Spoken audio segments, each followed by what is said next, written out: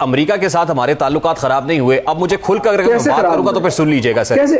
चलिए ट्रम्प के इलेक्शन में आपके अपने फॉरेन ऑफिस के ने कैंपेन नहीं की, मुजाहिरीन बाहर आए और आप उन पे दहशतगर्दी की शिकन लगा दें। सर तोशा खाना केस क्या है? कंपैरिजन बनता है? आप मुझे बताएं। साहब मुझे बहुत अच्छा लग रहा है, आज आप बड़ी खूबसूरत बातें कर रहे हैं। क्या मरियम औरंगजेब के ऊपर 780 नहीं लगी?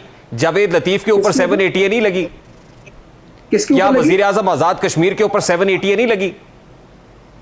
देखें, मैं आपको यही तो कह रहा हूं। तो अगर ह्यूमन राइट्स वायलेशन हुई तो हम बात नहीं करेंगे।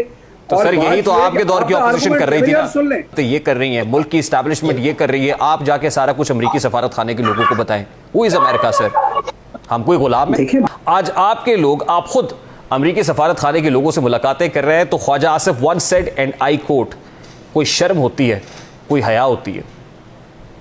देखें, तो मैं आपको एक बात बताऊं, हमने तो कभी किसी मुल्क के सफारत खाने से मिलने पर तनकीद नहीं की। इस मसले के ऊपर हमारा मौक़िफ़ बड़ा क्लियर रहा है। 21वीं सदी का दौर है। पाकिस्तान जो है पूरी दुनिया से कट कटा के तने तनहा नहीं रह सकता। सिर्फ और सिर्फ इमरान खान का मौक़िफ़ ये है कि हमारी जो फॉरेन पॉलिसी है, हमारे जो सिफारती ताल्लुकात हैं वो बराबरी के बुनियाद पर होंगे। फैसले वो होंगे पाकिस्तान फैसले वो होंगे जो पाकिस्तान के इंटरेस्ट में है।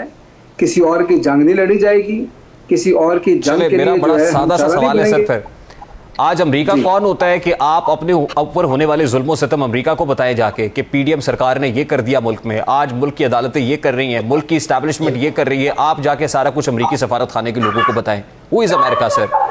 हम कोई गुलाम है? देखिए, बात ये है, आपके मुल्क, एक सेकंड, नहीं ये बात नहीं है, आपके मुल्क के अंदर ह्यूमन राइट्स वायलेशन हो रही है, अंडर डिस्कशन है ये बात कि आपके मुल्क के अंदर जो है इस वक्त बदतरीन आपकी बुनियादी हकूक की खिलाफ वर्जी हो रही है। ये तो दुनिया इसके ऊपर कंसर्न है, दुनिया इस पर सवाल पूछ रही है। तो क्या बताएं दुनिया को? शके लगा देते हैं। सर मैं यही तो पूछ रहा हूँ कि आपके दौर में आपके सियासी मुखालिफिन को हथकड़ियां नहीं लगी? क्या आपके सियासी मुखालिफिन अदालतों के चक्कर नहीं काटते रहे? क्या आपके सियासी मुखालिफिन कई महीने तक, आपके लोग तो 4-5 महीने में हमने देखा है ना कि उनके सब्र का पैमाना छलक जाता है, कई महीने तक आपने सियासी मुखालिफिन को जेलों में रखा है।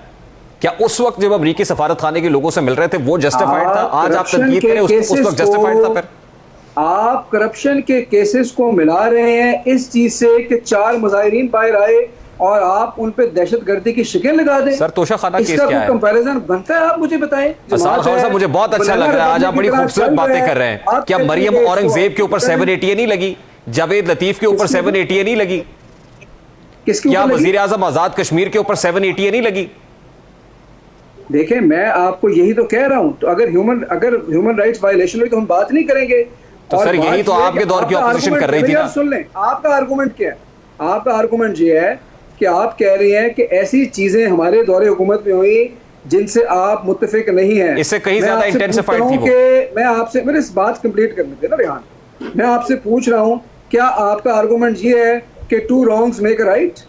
नहीं, ये पाकिस्तान तहरीक इंसाफ के लोगों का आर्गुमेंट होता है। मैं ये कह रहा हूं कि अगर आप ये साबित कर भी देंगे कि हमारे दौर में एक ऐसी चीज हुई है जो गलत है, शायद मैं उससे मुत्तफिक नहीं होऊंगा, तो वो एक अपनी जगह मामला है। लेकिन इसको यूज करके अगर आप ये कहेंगे कि इस मुल्क को बनाना रिपब्लिक बना दें तो ये बात भी गलत है। सर ये आपने बिल्कुल बड़ी खूबसूरत बात की है। यही तो बात है, जब आपसे हम ये कहते हैं कि इमरान खान साहब अदालतों में क्यों पेश नहीं होते, तो आप ये कहते हैं देखिए साबिक वजीर आजम नवाज शरीफ भी तो लंदन बैठे हुए, वो अदालत क्यों नहीं आते हैं? जब आपसे आपके केसेस की बात होती है तो आप कहते हैं कि उनसे पूछें, उन्होंने नहीं किया। पूछे ना, आपसे किसी केस के ऊपर बात करते हैं, आप ये कहते नहीं शहबाज शरीफ ने रिलीफ नहीं किया, नैब तरमीम नहीं की, आपके लोग ऐसे नहीं। रेहान जी, रेहान आपने मेरे से ये सवाल ही नहीं किया, आप आउट ऑफ कॉन्टेक्स्ट क्वेश्चन पूछ रहे हैं। आप पूछे इमरान खान साहब ये तो एक मिजाज है सर, पाकिस्तान तहरीक इंसाफ के लोगों का एक मिजाज है, वो कहते हैं जी कि ये हमने किया तो उन्होंने नहीं किया था। ये हमारी पार्टी का मौकफ नहीं है। हाँ, कंपैरिजन हम जरूर ड्रॉ करेंगे, ये हमारी पार्टी का मौकफ नहीं है कि इमरान खान साहब पेश नहीं होंगे। मैं सिर्फ सर, मेरा बड़ा सादा सा सवाल ये है कि आज अमेरिकी सफारत खाने के लोगों से आपके मुताबिक आप इसलिए मिल रहे हैं कि ह्यूमन राइट्स वायलेशंस हो रही हैं। क्या आपके दौर में ह्यूमन राइट्स वायलेशंस नहीं हो रही थी? हम इसलिए मिले हैं कि हमारी जो पार्टी है वो पाकिस्तान की सबसे बड़ी पार्टी है। इमरान खान साहब जो है वो प्राइम मिनिस्टर इन वेटिंग है। हम तमाम दुनिया से अपने ताल्लुकात रखना चाहते हैं। हमने उनको बताना है कि पाकिस्तान अलग नहीं रह सकता, लेकिन जब इमरान खान साहब वज़ीर आज़म बनेंगे इंशाल्लाह तो फॉरेन पॉलिसी होगी इक्वालिटी की बुनियाद के ऊपर। लेकिन क्या हम इसलिए मिले? नहीं, इसलिए नहीं मिले, हम तो सबसे मिलते हैं और मिलना चाहिए। लेकिन हसन साहब, आपके पास जिस वक्त आप एम्पावर्ड थे, आपके पास हुकूमत थी, जितना नुकसान खारजा महाज के ऊपर आप पहुंचा सकते थे आपने तो पहुंचाया है। आप फिर ये कह रहे हैं कि बताएं कैसे? सर, अमेरिका के साथ हमारे ताल्लुकात खराब नहीं हुए। अब मुझे खुलकर अगर मैं बात करूंगा तो फिर सुन लीजिएगा सर। कैसे? ओहो, चलिए, ट्रंप के इलेक्शन में आपके अपने फॉरेन ऑफिस के ने कैंपेन नहीं की। देखिए, मैं आपको एक बात, कौन सी कैंपेन की है? ट्रंप से तो हमारी हुकूमत के ताल्लुकात बहुत अच्छे थे। जी, इसीलिए तो थे ना सर, मैं यही तो कह रहा हूँ कि ट्रंप के तो इलेक्शन की भी आप कैंपेन करते रहे, इसलिए तो बाइडेन ने आपको कॉल नहीं की। नहीं, ये तो आपकी सोच है ना कि बाइडेन साहब, मेरी सोच नहीं है, ये फैक्ट्स है।